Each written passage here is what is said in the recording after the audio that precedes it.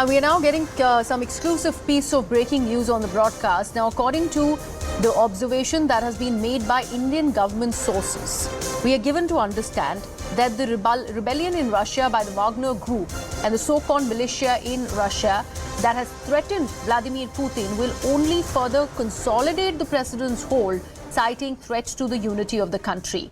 What the Indian government sources feel is that the Russians will unite behind Putin after this rebellion, and Putin's popularity as a leader may further grow in the country as people will perceive the Wagner Group's act as a threat to Russia.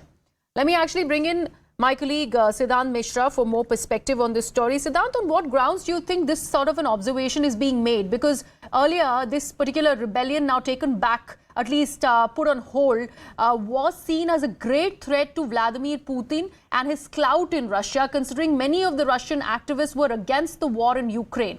Now, with this sort of a conjecture really coming to fore, how does one read this observation?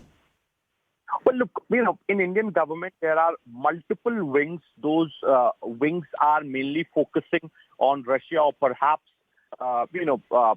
development related to Russia. Now, what Manoj Gupta is reporting for us is that this is an observation that has been made by maybe one of these wings in intelligence or maybe in the government, that with this rebellion, with this mutiny, there is a possibility of Putin becoming even more stronger, because the sympathies, the emotions will flow with Putin, and people will understand that Wagner Group chief has tried to break Russia, because the fight has always, since the Cold War, the fight has always been to unite Russia. Now there is somebody who is trying to break Russia, and perhaps this is the narrative which Putin and his associates are also trying to build. And the same has been recreated by the team those who have been observing the developments in Russia. Now, first of all, there has been no official statement from the government of India what is happening in Russia. Now, India has always maintained neutral stand when it comes to balancing between the two blocs.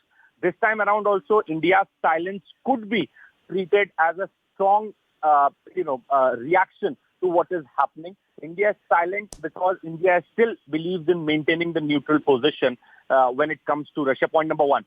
Point number two is that